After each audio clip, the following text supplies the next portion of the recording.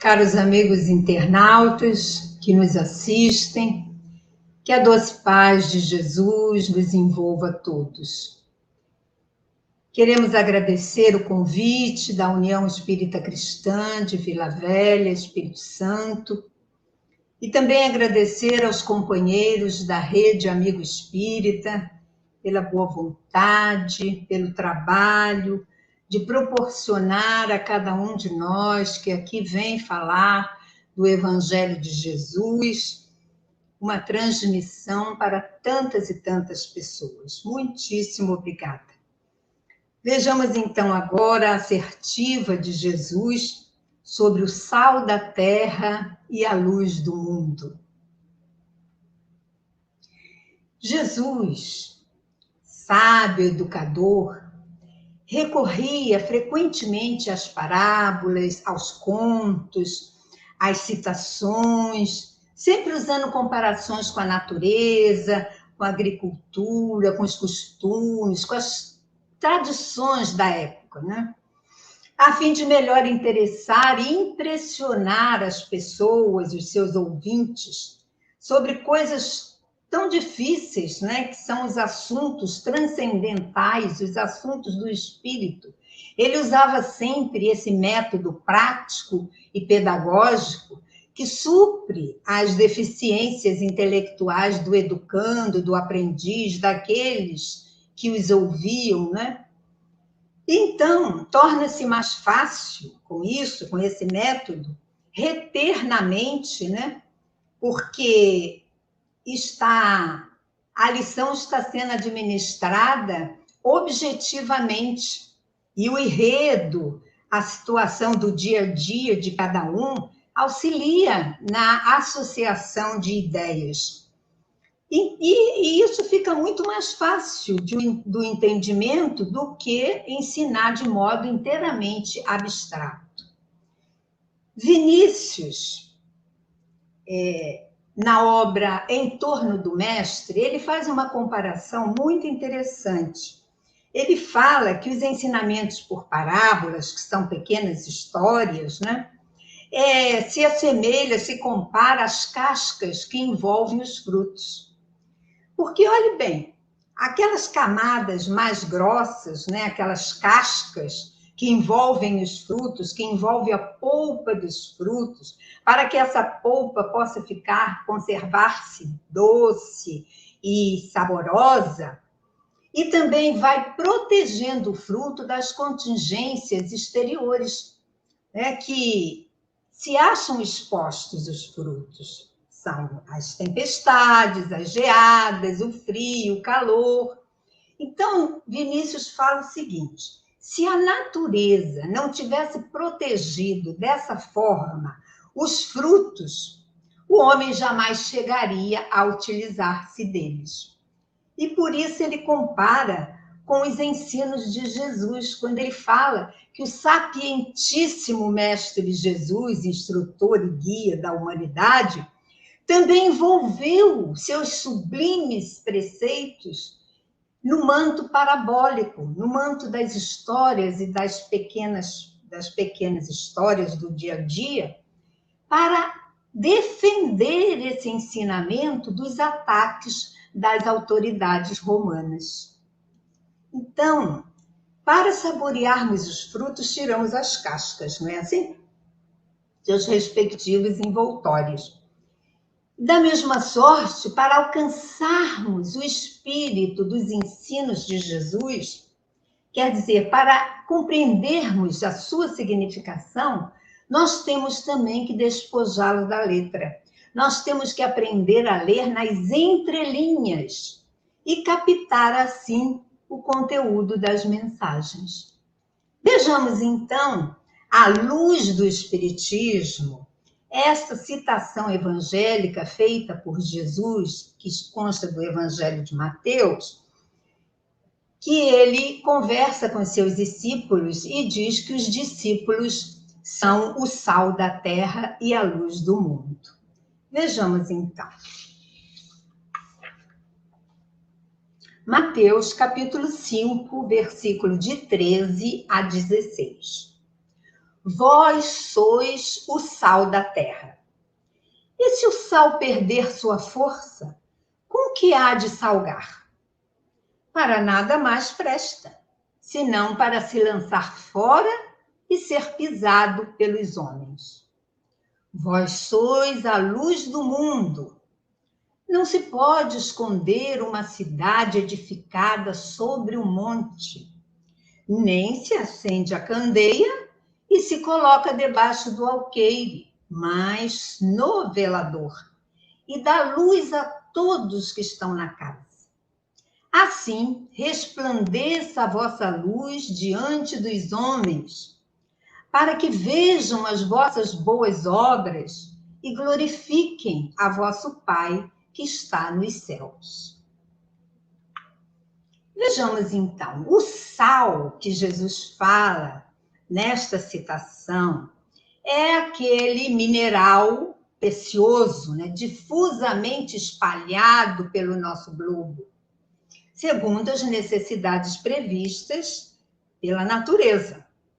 Então, nós vamos ver o sal em abundância, desde essas camadas cristalizadas em algumas regiões, né, chamadas salinas, até uma enorme quantidade de sal que se encontra diluída em lagos, em lagoas, em todos os mares do globo. A influência do sal não fica só aí também, não. No nosso organismo, o equilíbrio fisiológico do nosso organismo depende do seu indispensável concurso. A manutenção do nosso bem-estar físico também depende do sal no nosso corpo, né? E nós vamos também ver, encaminhado sobre outro aspecto, o aspecto da química, que nos ensina que, seja na terra ou seja no mar, ele é sempre o mesmo. O sal é esse mineral precioso, inalterado e inalterável. Ele é sempre o sal.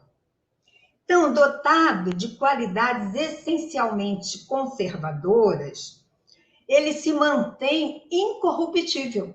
Então, as três qualidades do sal: inalterado, inalterável e incorruptível.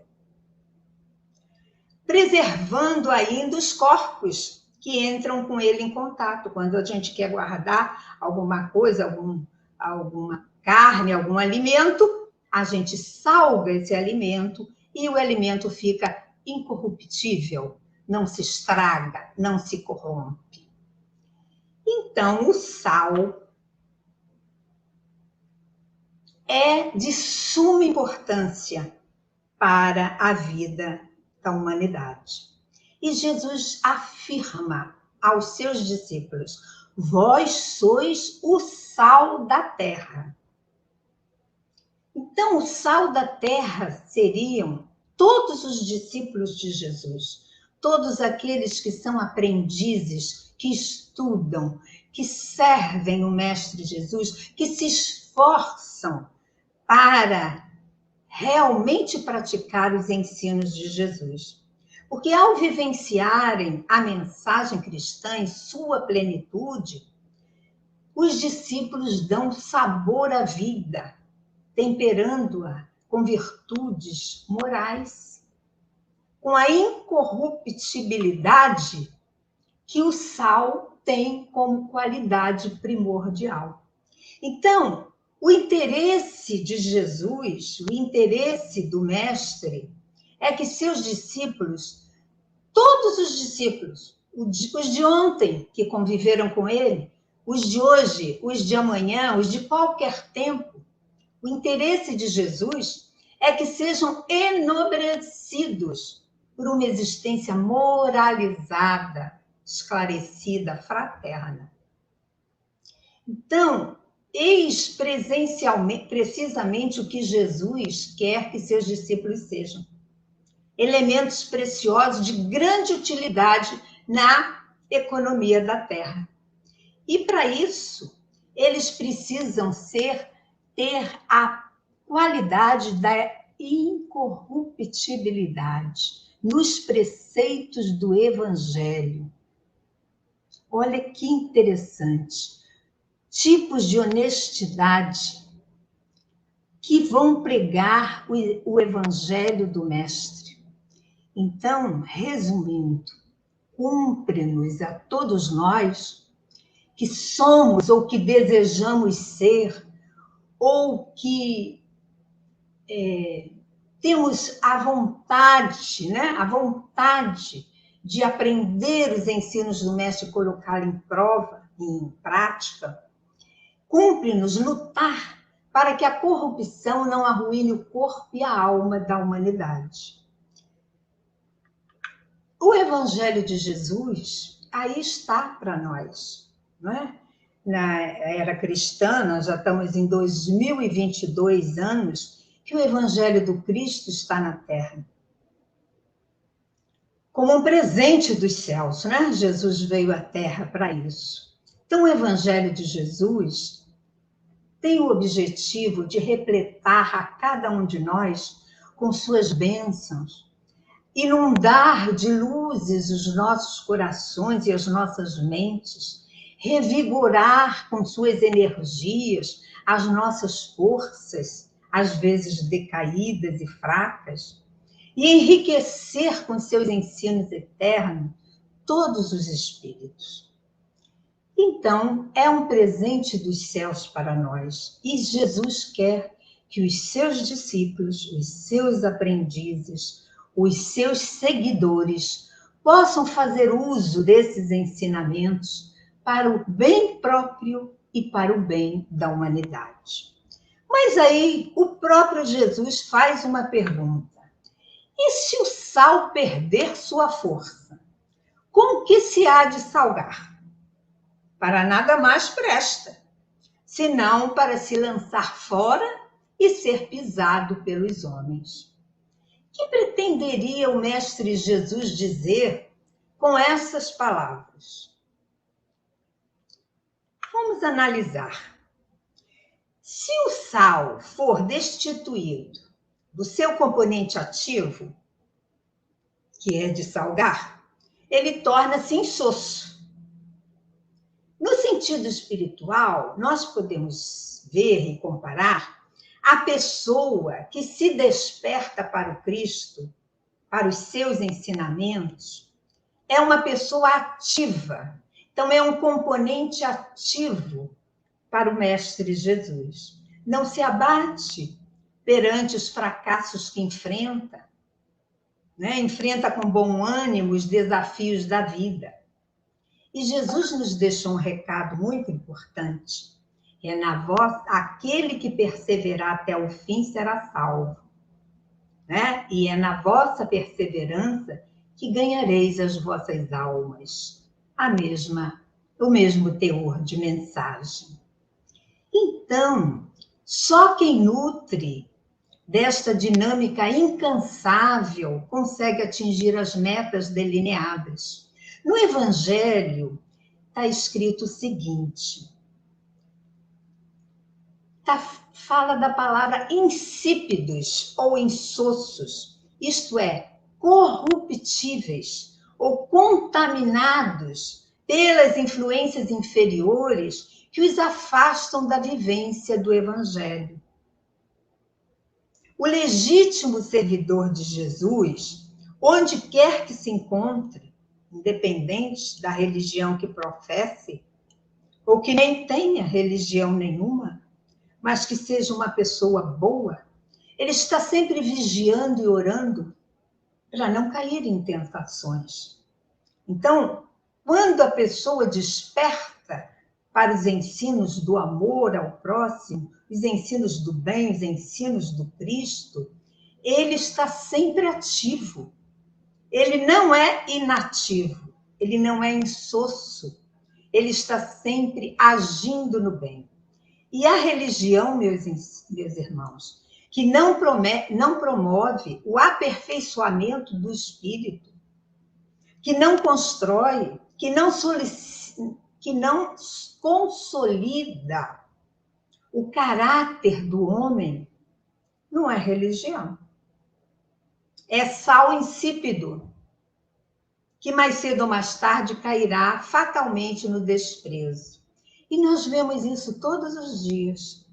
Todos os dias a mídia fala de grupos religiosos, sejam eles de qualquer segmento religioso, que cai no desprezo, que é insípido, que não é seguidor do caráter amoroso que o Cristo veio nos ensinar, da moral que o Cristo veio nos ensinar.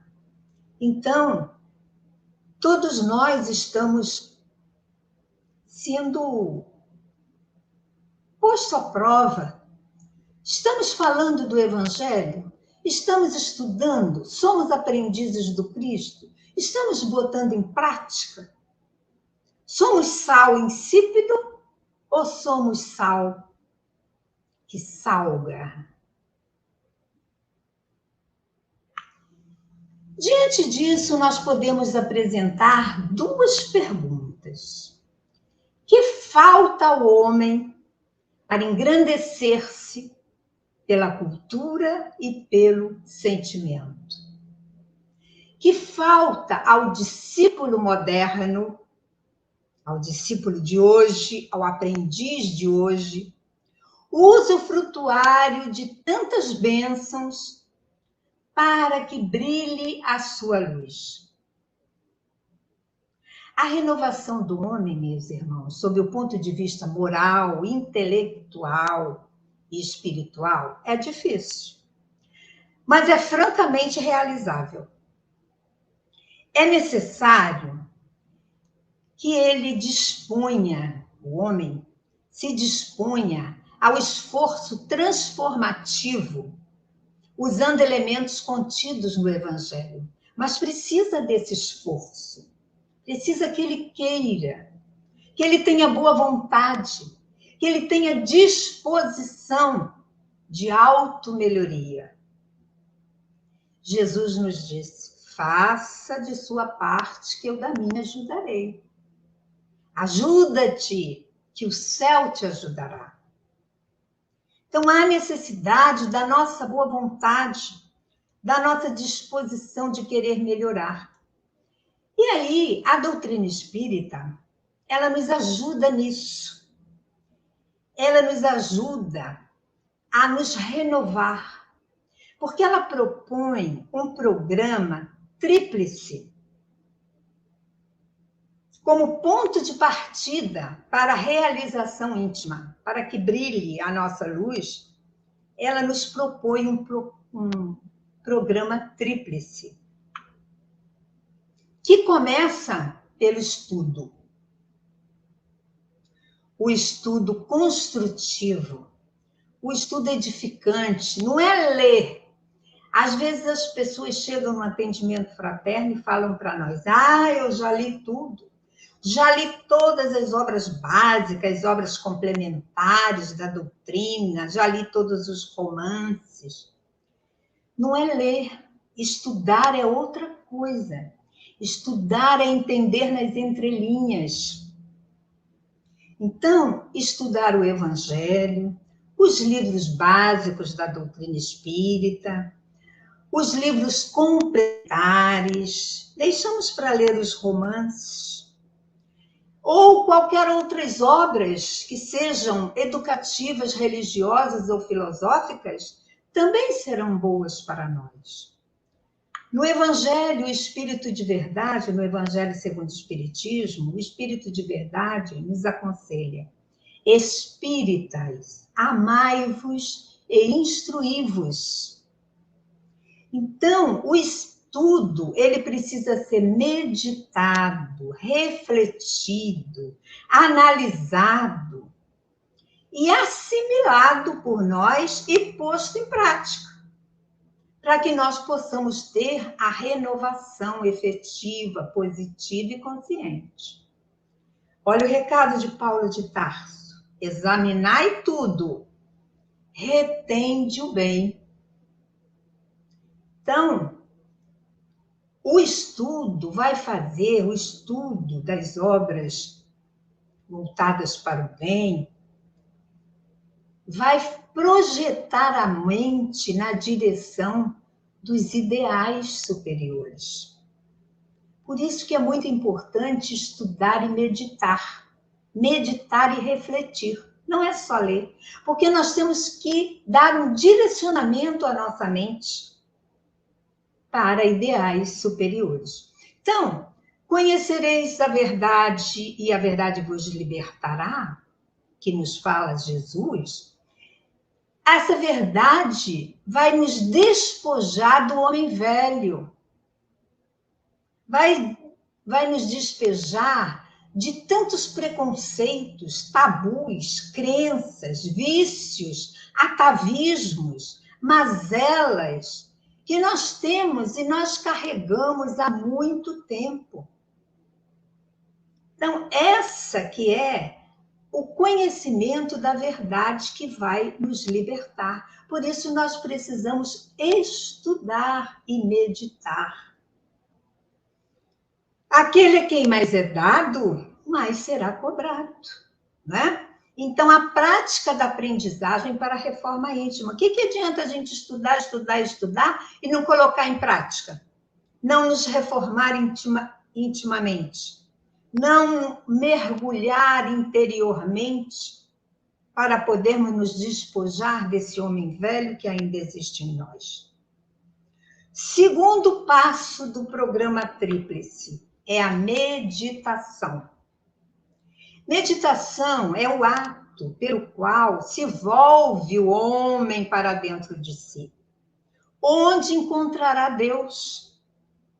É o mergulho interior que precisamos fazer. Encontraremos Deus em nós, no esplendor de sua glória, na plenitude do seu poder e na ilimitada expansão do seu amor. Não sou eu que digo isso, não. Quem diz isso é Jesus. O reino de Deus está dentro de vós. Então, ao fazermos esse mergulho interior, nós vamos encontrar esse reino de Deus. Vigiai e orai para não cairdes em tentação. Então, Jesus nos fala dessa meditação, dessa prece, desse vigiar. Vigiar o quê? Nossos atos, nossas palavras, nossos pensamentos.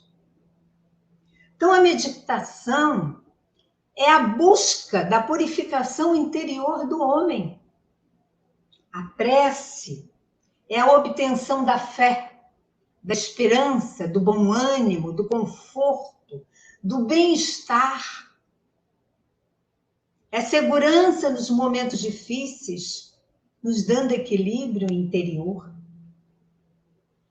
Então, olhe bem, vigiar atos, pensamentos, palavras. Meditar, buscar no interior. O meditar é aurir a própria tonificação interior. Fortalecimento moral, é inspiração para o bem. E orar. Orar nos traz muito bem-estar.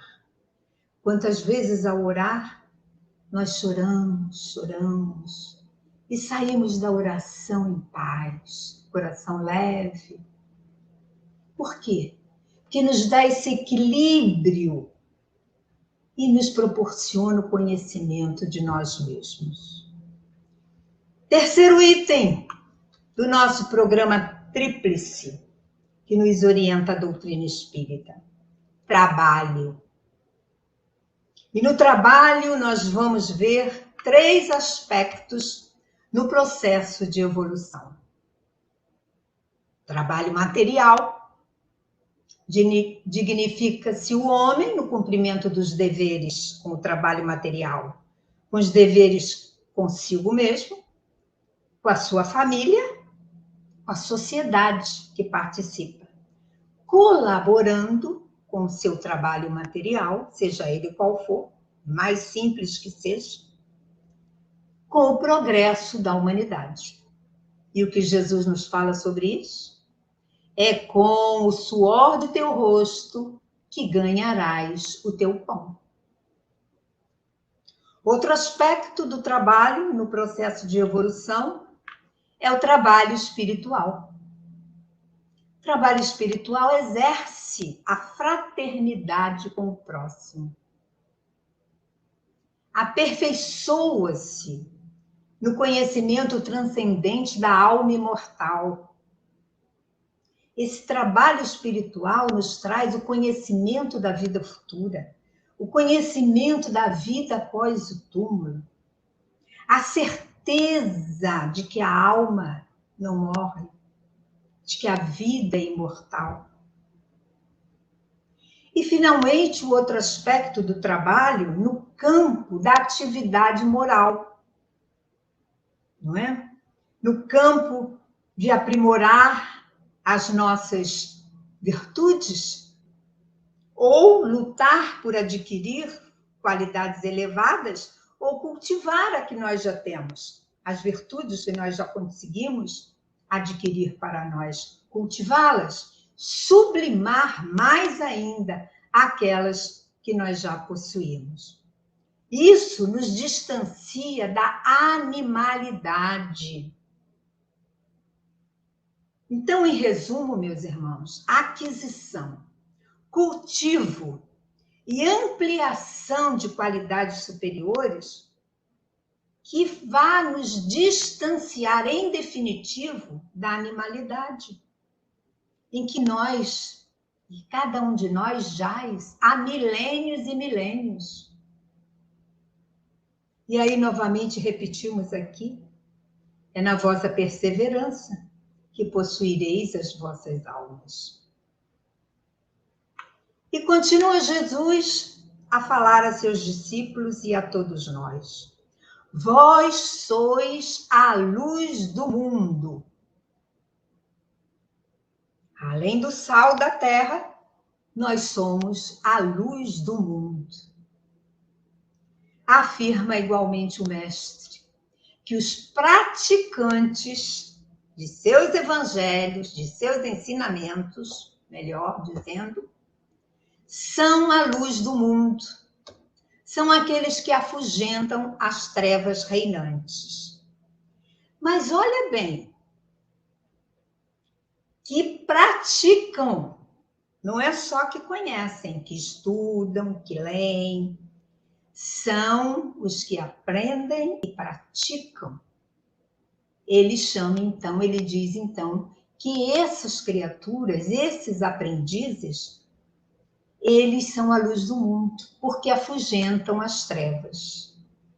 Richard Simonetti, ele nos fala que, no livro A Voz do Monte, ele nos fala o seguinte: somente o Evangelho é a luz que ilumina e que dá significado à vida e a valoriza. O Evangelho do Cristo. Então, essa afirmativa, mais uma vez, evidencia a proposta educacional do Cristo Jesus. Porque a própria evolução dos seres é um caminho que vai das trevas para a luz. Porque todos nós somos criados simples e ignorantes, mas com a meta para a perfeição. Então, nós fomos criados ainda sem conhecimentos. Ignorante é o sem conhecimento, é sem saber discernir o bem do mal. Até estarmos conhecendo pequena luz, até chegarmos à luz inteira. Então, nós também caminhamos todos da treva para a luz, que é a perfeição do ser. Então, esse ponto de referência, né, da treva para a luz, é exatamente a luz de Jesus que ele veio trazer e ensinar e exemplificar a todos nós. Então, posicionados como aprendizes de Jesus, discípulos, alunos, servidores de Jesus, os discípulos sinceros serão sempre os elementos refletores dos seus ensinamentos. Claro que cada um com maior ou menor limpidez, né? A luz de cada um reflete de acordo com a sua evolução moral, de acordo com a sua evolução espiritual.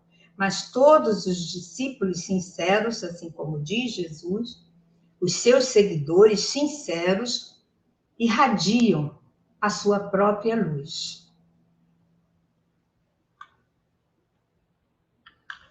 E aí Allan Kardec, em O Livro dos Espíritos, na questão 622, ele pergunta aos espíritos superiores o seguinte: confiou Deus a certos homens a missão de revelarem a sua lei?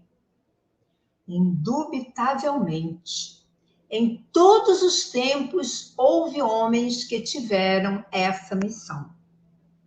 São espíritos superiores que encarnaram com o fim de fazer progredir a humanidade. Ai de nós, se assim não fosse, se a misericórdia divina não mandasse para nós espíritos superiores a nos ajudar nessa escalada busca a perfeição. Voltemos à parábola. Não se pode esconder uma cidade edificada sobre um monte. Cidade edificada sobre um monte, todos conseguem ver.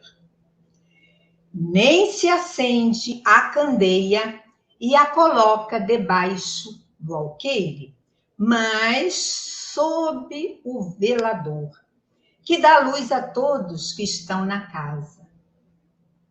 Então, Jesus compara os seus ensinamentos com a luz que afugenta as trevas, né? A luz que ilumina, que dá significado à vida e que a valoriza. Mas olhe bem, se nós procurarmos nas lições de Jesus, ensinamento do Mestre, apenas conforto e bem-estar para nós, sem compreender o apelo maior que Jesus faz, convocando-nos à fraternidade. Porque, olhe bem, quando ele fala para acender uma candeia, uma vela, um lampião, lá o que seja, e não a colocar debaixo de um móvel, para que a luz possa ficar escondida, mas sobre o móvel, pendurado no teto, num lugar alto, para dar luz a todos, ele nos fala exatamente disso, de não guardar a claridade dos seus ensinamentos, a luz dos seus ensinamentos, no vaso do egoísmo, guardando só para nós, detê-la só para nós, porque nós vamos continuar na nossa escuridão, nas nossas mazelas. Quando ele fala que a candeia, que a luz dos seus ensinamentos não deve ficar debaixo do alqueire, quer dizer, encoberta pela nossa indiferença e pelos nossos interesses pessoais, mas sob o velador, dando a conhecer a todas as pessoas, oferecendo luz a todos. É óbvio que cada um de nós assimila de acordo com a sua percepção e com seu peso evolutivo. Mas a plena capacidade de irradiação de sua luz indica também o espírito de solidariedade, de amor, de cooperação, que deve estar presente nas relações humanas. Olha só, se nós não podemos irradiar os ensinos de Jesus, a luz de Jesus, para a humanidade, nós ainda não temos esse cabedal, nós ainda não assimilamos essa luz para nós, intimamente, para podê-la deixar que os outros percebam, nós podemos fazer isso em âmbito menor, dentro do nosso lar, com a nossa família. com os nossos vizinhos, com a nossa comunidade, com o nosso campo religioso. Nós podemos fazer a caridade, levar o amor, levar a esperança, acender a fé em alguns corações que estão mais próximos de nós. E os núcleos espíritas, eles fazem isso, né? Eles dão essa oportunidade a muitas pessoas, porque além dos estudos que proporciona, né, o Departamento de Estudo Espírita, que toda casa espírita tem, ao lado dos programas de estudo, eles se oferecem essa oportunidade das pessoas vivenciarem a mensagem de Jesus com toda simplicidade e modéstia, ajudando dentro de cada possibilidade. Nos diz também em A Voz do Monte, Richard Simonetti, o seguinte: uma vez que o luzir do Evangelho em nós está condicionado à prática do bem, por isso, o verdadeiro cristão é alguém cujo comportamento é invariavelmente edificante. Se a luz do ensinamento do Cristo verdadeiramente mora em nós, o nosso comportamento precisa ser verdadeiramente edificante. Se não pudermos fazer o bem, se não pudermos levar essa luz da compreensão dos ensinos do Cristo para muitas pessoas, façamos para poucas, mas façamos, sejamos os verdadeiros discípulos do Cristo. Então, expor as leis divinas, as leis naturais, espalhar os preceitos cristãos, dissipar as trevas da ignorância, colaborar na marcha da evolução humana. Esse é o nosso papel de discípulos do Cristo. Vós sois o sal da terra e a luz do mundo. Então, o Espírito Emmanuel, orientador da doutrina espírita, ele, na obra Vinha de Luz, ele tem um texto que ele se refere aos espiritistas cristãos, se referem aos espíritas. Ele diz o seguinte: iniciados na luz da revelação nova, os espiritistas cristãos possuem patrimônios de entendimento muito acima da compreensão normal dos homens encarnados. Vejamos por que ele fala isso.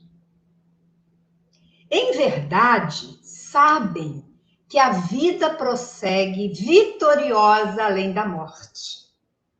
A vida continua, é a vida futura, é a vida além do túmulo.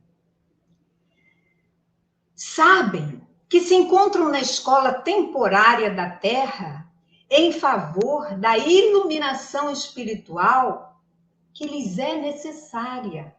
Somos alunos na escola da Terra. Que toda oportunidade de trabalho no presente é uma bênção dos poderes divinos.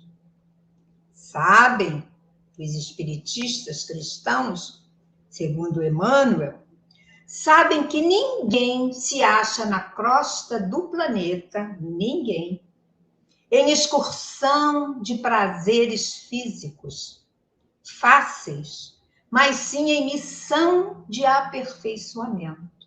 Essa é a nossa missão aqui na Terra, nos aperfeiçoar. Que a existência na esfera física é abençoada oficina de trabalho, resgate e redenção. Sabem que os atos, palavras e pensamentos da criatura produzirão sempre os frutos que lhes dizem respeito no campo infinito da vida. Então, meus irmãos, Finalizando a parábola de Jesus, ele fala o seguinte: assim, resplandeça a vossa luz diante dos homens, para que vejam as vossas boas obras e glorifiquem a vosso Pai que está nos céus. A luz simboliza o esclarecimento, a orientação, o processo educativo, capazes de nos transformar para melhor, de nos libertar do vale de lágrimas e de dores, onde usualmente estamos relegados. Quanto sofrimento, quanta dor. Quando a gente pensa que vai melhorar, piora. É uma pandemia, uma guerra, é lá o que seja.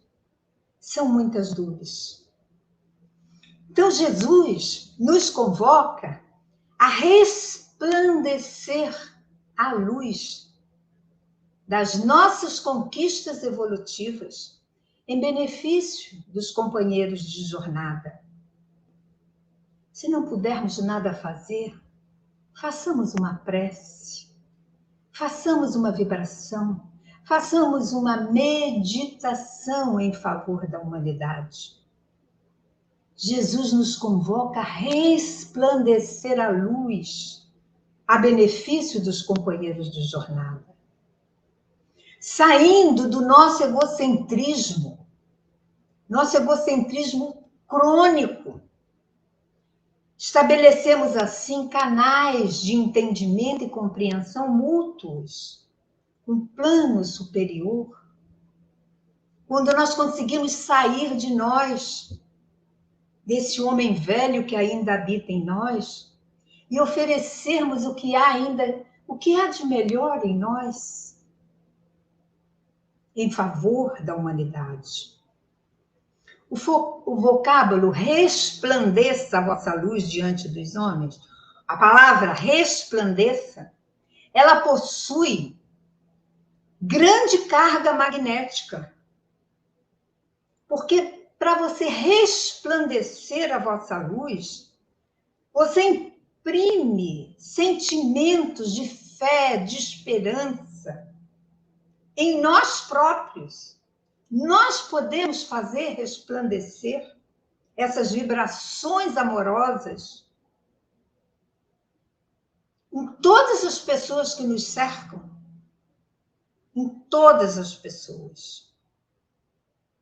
O esforço de resplandecer os nossos sentimentos mais puros será sempre percebido e aceito por alguém. Quando ele fala, resplandeça a vossa luz, para que vejam as vossas boas obras. As nossas boas obras são os nossos bons sentimentos.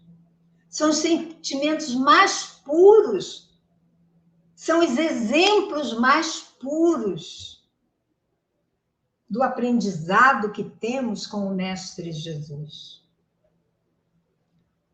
Glorifiquem a vosso Pai que está nos céus. O Pai está sempre nos céus, entre aspas. Céus significa planos de vibrações mais elevados. O Pai está sempre nos céus. Será sempre honrado, será sempre louvado, todas as vezes que praticarmos o bem. Seja ele o mínimo bem, seja o bem a um animal, seja o bem a uma criatura, seja o bem pela prece, seja o bem pelo sentimento. Sempre que nós praticarmos o bem e nos mantivermos fiéis ao Pai, as manifestações, fiéis às manifestações da sua vontade, nós estamos glorificando o Pai que está nos céus, Deus, Criador, misericordioso e justo. Então, os tributos de glorificação devem ser encaminhados sempre ao Senhor Deus. que é o legítimo doador, autor e direcionador da vida. Finalizando, meus irmãos, vou ler uma poesia que resume tudo que nós estudamos hoje e será o final da nossa fala. Chama-se Rastros Luminosos, do filósofo Huberto Roden. Só vale a vida terrestre pelo bem que fizemos, pelo rastro de luz que deixamos após a partida. Faze da tua vida um poema de fé, uma epopeia de amor. Assinala tua passagem pela terra com uma esteira de bondade e bem-querença. Ilumina a zona da tua presença com grandes ideias e belos ideais.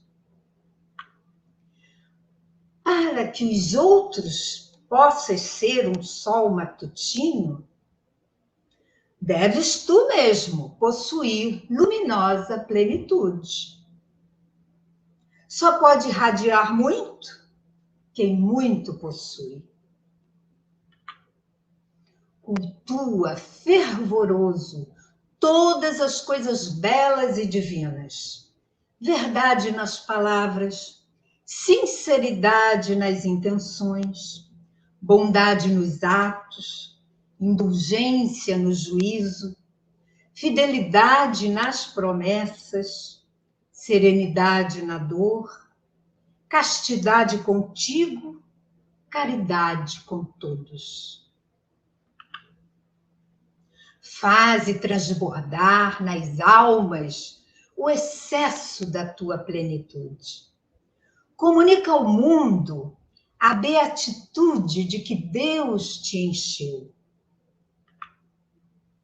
Tua alma acalmará os companheiros de travessia. Erige nas almas dos pósteros um monumento de amor, um obelisco de fé. Muito obrigada, meus amigos, meus irmãos, pela atenção de todos e que o Mestre Jesus continue a nos orientar, a nos encaminhar nessa grande escalada do princípio da vida até a perfeição do ser. Muitíssimo obrigada.